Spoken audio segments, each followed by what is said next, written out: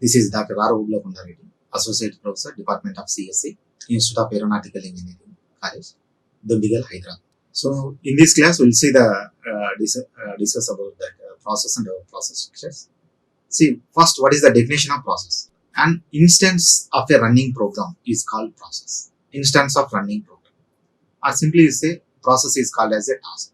One task is given to the computer. Like if you open a PPTs, just it's a task. One task is given computer. Like playing a songs, that is also one task. Like open different activities. So each one considered as a one process. So simply say that it's a running. An instance of a running program is called as a process. So in the process, each and every process has its own unique ID. So every process it's have a unique ID, unique process ID. So if you assign a task to the computer in a process table, it has to assign one unique ID to each and every processes. So that is the thing. So now the processor will take one by one process. It has to do the multitasking. It takes to compute the multitasking, like playing songs. One process ID is given to the process ID. So one unique process ID is given that. Then open a PPTs, that is also unique process ID, and open Word format, Word, that is also have a unique process ID. Like we have the processor will take it based on that unique ID. The process will take one by one, and it has to solve the multitasking. Like it's do the parallelly. It has done the multitasking works. So here observe that each and every process as it's have a unique ID. Through this ID can execute the processes. So in this unique ID, processes are once process has to be completed, then that has to be reused. Once again, once the process has to be completed, then the process has to be reused. Any process terminate, after that their ID become candidate for reuse. So terminating says if the process has to be either successfully or aborted, then it has to be reuse the IDs as a thing. Now process IDs, for example, process ID 0 is use the schedule processes and often called as a swapper. So ID 0, process ID 0 is a maintain the schedule processes also known as its name is called as a swapper. So schedule IDs, schedule processes. So which process is present is running, schedule, it's providing schedule, so and so time which process has to be going to execute in sense it has to send the processors. So it's maintaining a table, one table it has to maintain in schedule, like what time, what process has to be sent to the processes. So ID 0 maintain a schedule processes and its name is called as a swapper. And ID 1, process ID 1, usually initiate process. So initialize the process, it has done in two ways, foreground processes and background processes. Foreground instance, whatever you see on the screen. So like taking command from the input, then that as it is that it should be produced in output screen. So that is a foreground. In background, once given a command, the command should be internally works. What's the respected? For example, PWD, present working directory. I'm given PWD, present working directory. So what is the present working directory? Internally it searches what is the directory is there. Internally background process has to run here. So in the ID 1, it has to initialize processes. So once given a specific command, the command should have done in either we have two processes. One is the foreground processes, whatever foreground sense front end, like whatever we have given, like command is given that is shown in output screen. So this is the front end process. What about background? Once given a command, the command has to be with respected action, with respected process has to be internally works, like present working directory. What is the present working directory? Internally it starts where you are there in present location. So that location it will be displayed. So it's in maintaining process ID 1. So initiate process that is invoked by the kernel at end of the bootstrap procedure. So the initiate process never dies. It says never dies. On process ID 2. So which is maintaining page daemon. Page daemon, it is a simple thing. It's maintain the day-to-day activity. Processes of day-to-day activity. Page daemon. So these are all the processes. Processes 0. Purely it should be maintaining schedule processes. Processes 1, ID 1. So ID1 it's maintained initiate the process. It's never die. It's never initiate process never die because of whatever the user is given the command has to be shown in output. That is a foreground processes, and background processes with corresponding task action. Internally it's running, parallelly running internally running with respected actions like PWD, like ls commands, like it's a internally running a specific action.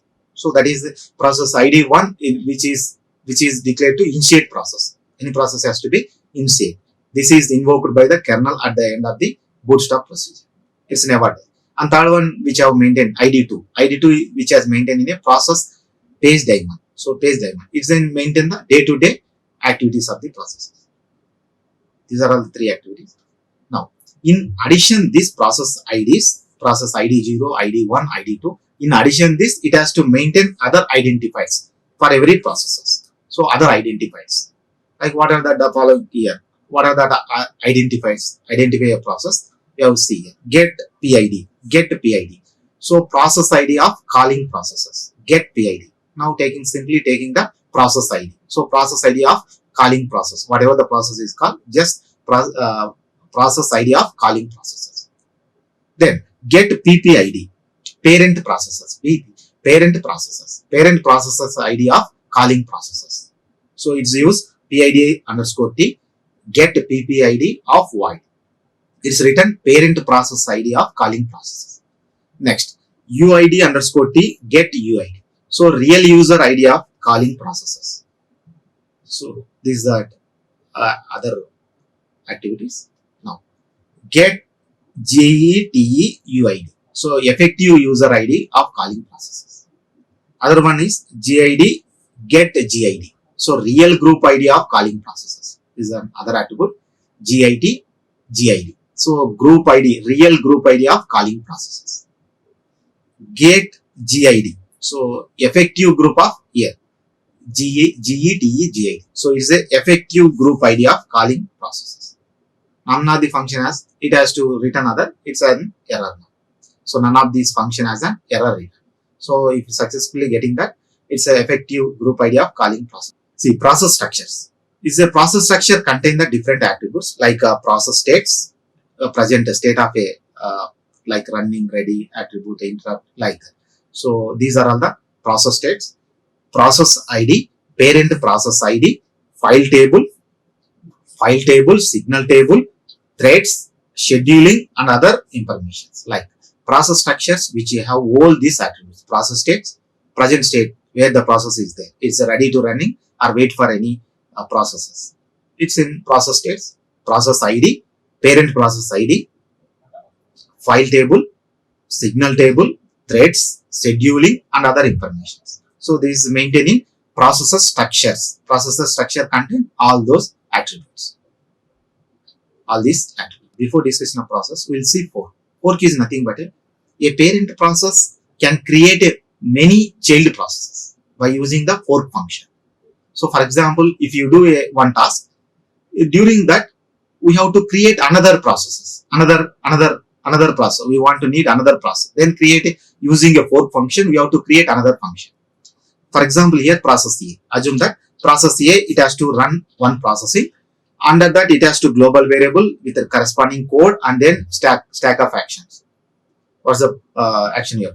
So it's maintained three things. Then during this process A, I need another processes. For completion of this process, I want to need another process. Just using a fork function.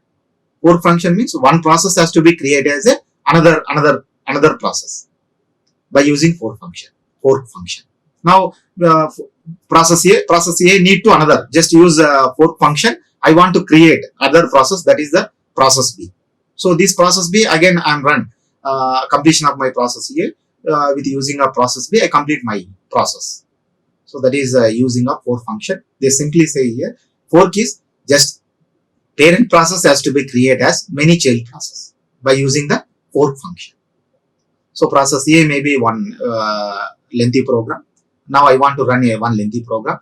So I want to run this lengthy program. I need another process. Just I want to using a fork function. I create another process, that is a process B. Create process B. Then I want to execute the process A. process A program. So this is one thing you have to remember here. Fork function, process attributes. See, the process ID or PID. What is that PID? A unique identity. Every process, each and every process has its have unique identification number used to refer the processes, which is used to refer the processes. Next one, PPID, parent process ID. So the number of processes that stated this process. So PPID, that is a number of processes that stated these processes. How many processes is there? That stated in parent PPID. So what is that PID? Any unique identification number used to refer that process. It have one unique number that is maintained in PID. So what is the PPID? It maintains the number of processes that stated this process. Under TTY or terminal to which the process is connected. So presently which process has to be connected. So that is the terminal or TTY.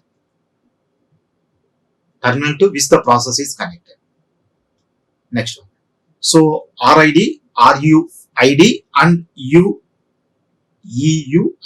So it's a real and effective user and real user. What is the difference here? It's the owner of the process, RUID and EUID. So both are the owner of the processes. Real owner is the user issue the commands. So real user that issue the commands. What about effective user?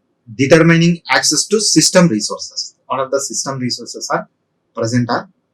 So effective user is the one determining access to system resources like printer, keyboards, mouse, like scanner. So system determining access to system resources. That is due by the effective user, EUID. So this focus about the determining access to system resources. So both are have the same permissions. Both are usually RUID, EUID. Both are have the same permissions. That's same permission, and the process has the same access rights issue the user only. So both have the same access rights and same. But one is just command, issue the command, and second one is determining access to system resources. Effective user determining access to system resources. Here think about process states in Unix. I'm saying before running of the process either successfully completed or it may be terminated. So duration of this, the process has to following some process states. So now see here running. What do you mean by running? Running in sense process is either running or ready to run. So either running or ready to run. So this is called as this state. The process state is called running state. Second one, interruptible. Interruptible means it's a blocked state of a process and waiting for an event or signal from other processes. So which is waiting for signal for other processes. So present it is in interrupted. So it's in blocked state, waiting for signal. Once the signal comes, then it is moved to ready state, running state. So uninterruptible. Next state is the uninterruptible. It is also blocked state. Process wait for a hardware conditions. Uninterruptible. So it's a process wait for a hardware condition and cannot handle any signal. It's in process wait for a hardware condition. The condition is good, then it's a start. But a hardware condition and cannot handle any signal. So that state is a uninterruptible. This state say that uninterruptible states. Next one is a stop. Stop in sense process is stopped or halted and can be restarted by some other processes. Process is stopped or halted and can be restarted by some other processes. So it's in stopped process, emergency, like it's an high priority process is came onto the running, then immediately stop the present process, then priority is given the whatever the highest priority processes. First it should be executed that the present running process it should be put in hold or stop. Later given signal, then later it should be started that whatever you stop the processes. This zombie processes. The process is terminated, but information is still there in a process state. There is a zombie states. Zombie states in sense process has to be terminated, but information is still there in the process tables. So these are all the different states in process in Linux systems. Process states in Linux systems. So what is that? First is a running states. Is a ready to run or it's an either running, the present running of a process, or it may be ready to run. So that is the process having this type of uh, property, then it's in running state. Then interruptible in sense it's a blocked state, the process and waiting for an event or signal from other resources, so other processes. Once the running process is completed, immediately signal is given to interruptible, whatever you have stop presently interrupted process, that we have generated signal to interrupted process. Now take the once getting a signal, the interrupted process has to be moved to running state, means it's ready to run or presently running in process. Uninterruptible, it's in blocked states, process wait for a hardware conditions, it's wait for a hardware condition and cannot handle any signals, even given any signal, if you generated any signal cannot handle because of the hardware may be in good conditions, like is in uninterruptible states. Next, stopped states, present process is stopped or halted. So when you are stopped and halted, whenever high priority process is come into the picture, then immediately the present running process has to be stopped, and then it is moving holding or stop. Then high priority process has to be executed, and later it has to giving signals to the stopped process to running process. Then Jambi process is terminated. The process has to be terminated, but information is still there in a process state. So that type of processing is called as a Jambi process. So now in these concepts, here observe that the ORI of these concepts are process. The process is nothing but it's the instance running of our program is called as a process. So the process has maintained the different process unique process IDs, process ID, PID. So it's in schedule maintenance, scheduling processes, PID 0, process ID 0. Process ID 1 is the initiate process, like foreground and background processes. And ID 2, which is in like see ID 2 process.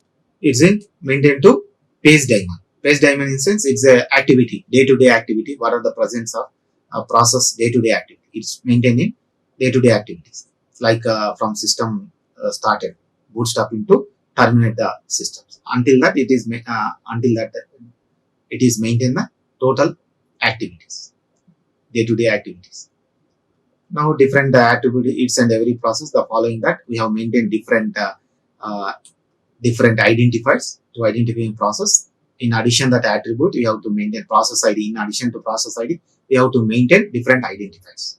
So what are that identifier? Get PID, get PPID, get UID, get GETE, UID, effective user ID. So what is the effective user? Determine the access to system resources. Next, get GID, real group ID of calling process. Get GID, effective group ID of calling processes. These are all the other. In addition to process ID, we have to maintain this at this identifying a processes.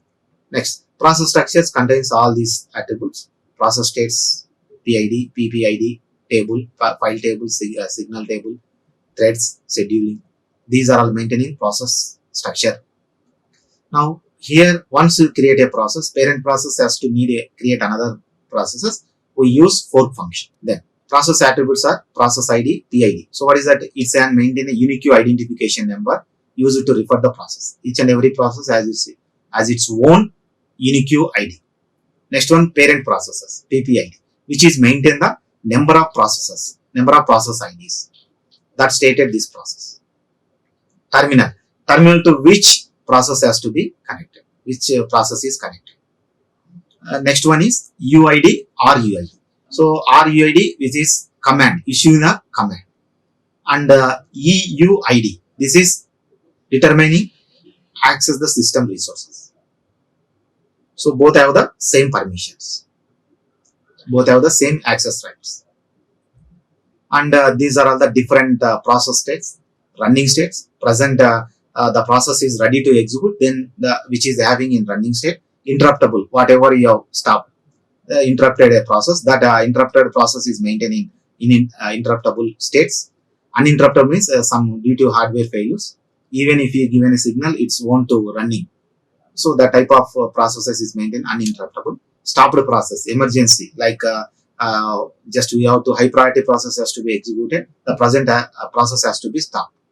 So then zombie process, still the process has to be terminated, but information is still there in a process state.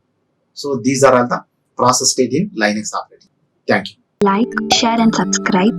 Hit the bell icon for more updates.